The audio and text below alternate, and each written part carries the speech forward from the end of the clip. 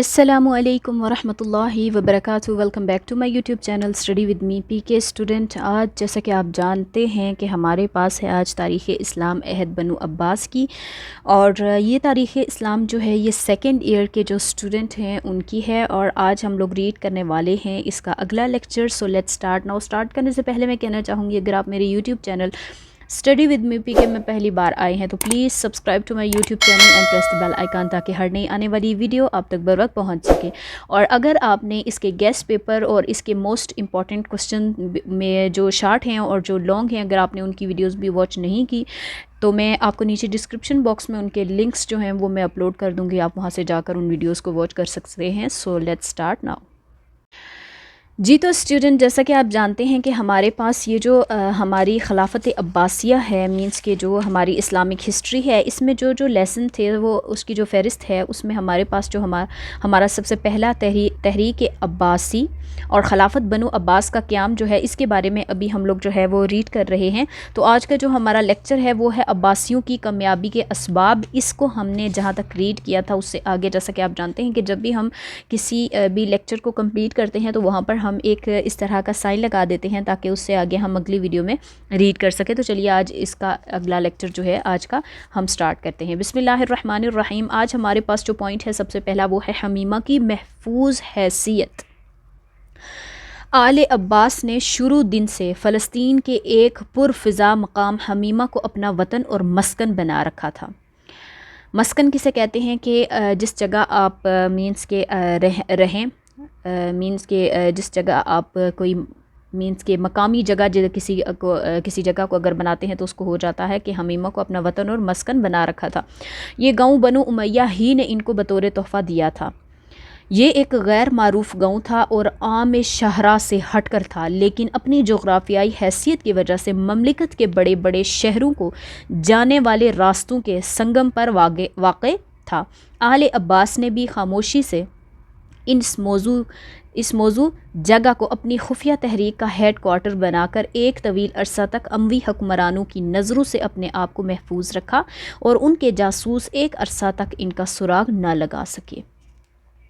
اس سے اگلا پوائنٹ ہے ہمارے پاس خاندان بنو امیہ کی باہمی نا اتفاقی۔ حمص، فلسطین، دمشق، عراق اور خراسان وغیرہ کی بغاوتیں طواف الملوک کا منظر پیش کر رہی تھیں۔ مروان ثانی میں ایک اچھے حکمران کی سبھی خوبیاں موجود تھیں، لیکن دربار شام اور اموی حکمران طبقہ اختلاف باہمی اور گروہ بندی کا شکار تھا، لہٰذا اتحاد تعاون کی فضا قائم نہ ہو سکی۔ خلیفہ ہشام کے لڑکے سلمان کے حق میں شامیوں کی بغاوت، جس میں 70,000 شامی مروان کے خلاف صف آرا ہوئے، ایک المیہ تھا۔ اگرچہ یہ بغاوت دبا دی گئی لیکن اس نے اموی خلافت کی جڑیں ہلا دیں۔ عرب اعیان و اکابرین اور اموی شہزادے اگر وقت کی نزاکت کا احساس بر وقت کر لیتے تو عباسی تحریک کی کامیابی کے امکانات ختم کیے جا سکتے تھے۔ اگلا پوائنٹ ہے ہمارے پاس اموی فوج کی بددلی۔ اموی حکومت کی بنیاد عرب تھے اور ان کی ساری کامرانیاں فوج کی وفاداری اور اتحاد کے بل بوتے پر تھیں، لیکن بنو امیہ کے آخری زمانہ حکومت میں قبائلی گروہ بندی نے فوج کے ڈسپلن اور وفاداری کو بری طرح متاثر کیا۔ فوج میں سیاست گھس آئی اور اس میں پہلی سی مستعدی اور اتحاد عمل باقی نہ رہا۔ مسلسل جنگوں نے ان کی قوی مزمحل کر دیے تھے۔ مروان نے ان کی تالیف قلب کی ہر ممکن کوشش کی لیکن بے سود۔ نت نئے فتنوں اور بغاوتوں کو دبانے کے لیے مروان نے جو نئی فوج بھرتی کی اسے اپنے حکمران سے دلی لگاؤ نہ تھا، چنانچہ آخری معرکہ میں فوج کے مختلف گروہوں کی حکم عدولی شکست کا باعث بنی۔ یہاں پر ہمارے پاس اگلا پوائنٹ ہے ابو مسلم خراسانی کی قیادت۔ تحریک عباسی جب اپنے نہایت ہی نازک دور سے گزر رہی تھی تو خوش قسمتی سے عباسیوں کو ابو مسلم خراسانی کی صورت میں ایک ایسے دائی کی خدمات میسر آ گئیں جس نے اپنی حیلہ سازیوں اور تنظیمی صلاحیتوں سے کام لے کر خلافت عباسیہ کے قیام کو ممکن بنا دیا۔ یہ ابو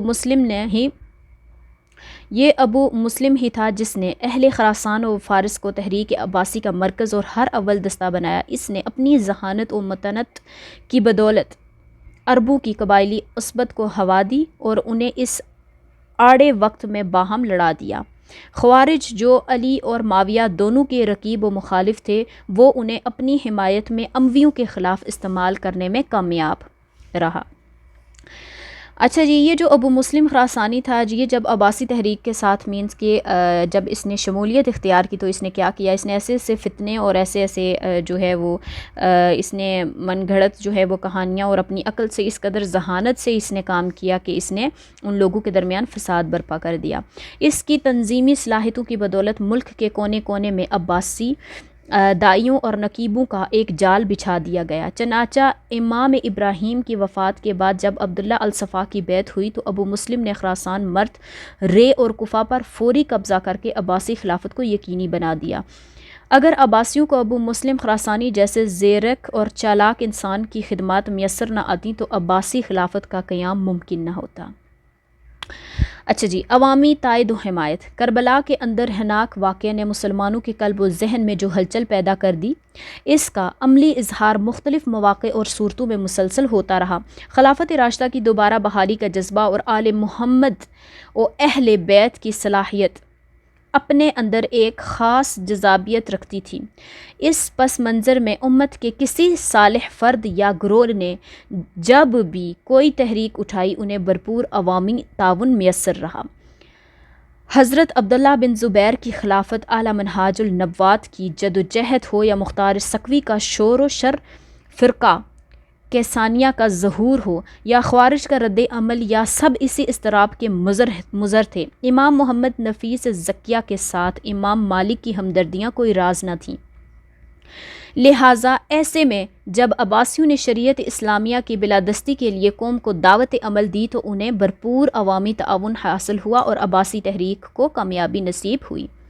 اگلا پوائنٹ ہے یہاں پر ہمارے پاس خوارج کی سرگرمیاں۔ خوارج اپنے مقاصد و عزائم کی تکمیل کے لیے بڑے سے بڑا خطرہ مول لینے کے لیے ہمیشہ تیار رہتے۔ انہوں نے اموی مورثی خلافت کو ختم کرنے کے لیے جان کی بازی لگا دی۔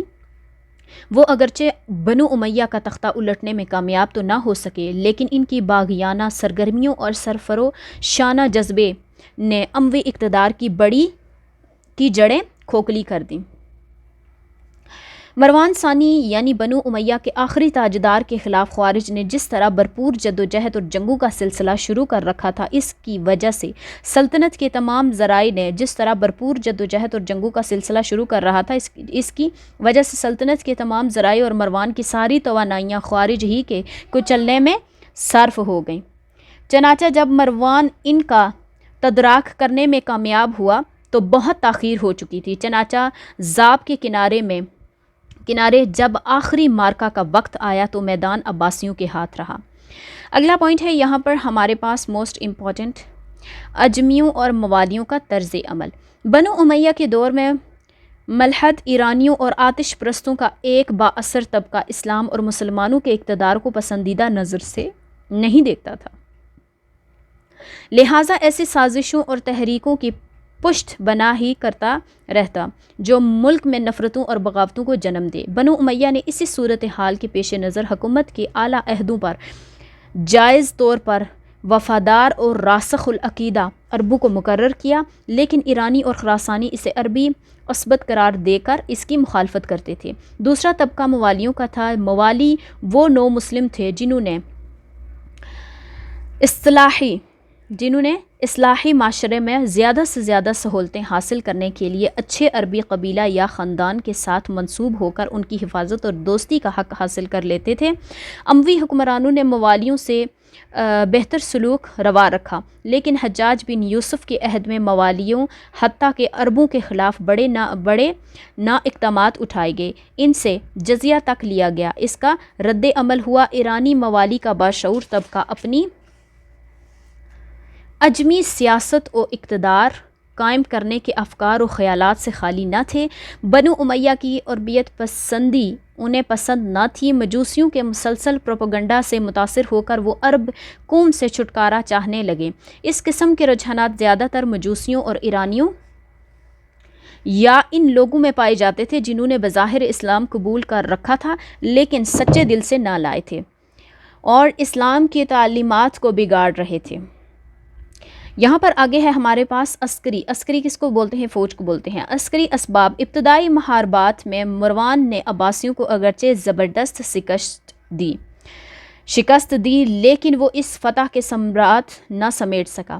عبداللہ بن علی کو بھی پہلے مرحلے میں اس نے شکست دی لیکن عباسی قائد نے اس شکست کی خبر کو پھیلنے سے روک دیا کہ لوگوں میں حوصلہ کی پستی پیدا نہ ہو. دوسری جانب اموی سپاہیوں نائن حالت فتح ہی میں مزید لڑنے اور حملہ کرنے سے ہاتھ روک لیا. اس کے علاوہ مروان کا یہ خیال تھا کہ جنگ کا آغاز صبح کے وقت نہ کیا جائے کیونکہ ایسے میں سورج متواتر ان کے چہروں پر رہے گا اور دشمن کے چمکتے ہوئے ہتھیاروں کی بنا پر افراتفری پیدا ہو گئی. لہٰذا مروان نے جنگ کو ٹالنا چاہا. مروان سورج کی جانب دیکھنے لگا کہ اچانک اس کے داماد ولید بن معاویہ نے جلد بازی سے کام لے کر عباسیوں پر حملہ کر دیا. مروان بڑا سپٹایا اور فوج کو دعوت مبارزت دی لیکن اسے بسا آرزو کے خاک شد فوج نے اس کے احکامات کی تعمیل کرنے سے انکار کر دیا اور میدان عباسیوں کے ہاتھ رہا.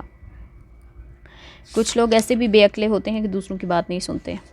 اچھا جی، آج کا ہمارا یہ جو لیکچر ہے آج کا ہم یہاں پر کمپلیٹ کرتے ہیں اور اس سے آگے جو ہے ہم یہاں پر اگلا لیکچر جو ہے وہ آگے اگلی ویڈیو میں انشاءاللہ میں آپ کے ساتھ شیئر کروں گی کیونکہ ویڈیو بہت زیادہ لمبی ہو جاتی ہے تو بہت سارے اسٹوڈنٹ جو ہیں وہ بور ہو جاتے ہیں. اس لیے اگلا لیکچر جو ہے نتائج و اثرات مینس کہ ہمارا جو پہلا لیسن ہے اس کے نتائج و اثرات جو ہیں وہ ہم اگلی ویڈیو میں انشاءاللہ آپ کے ساتھ شیئر کریں گے انشاءاللہ.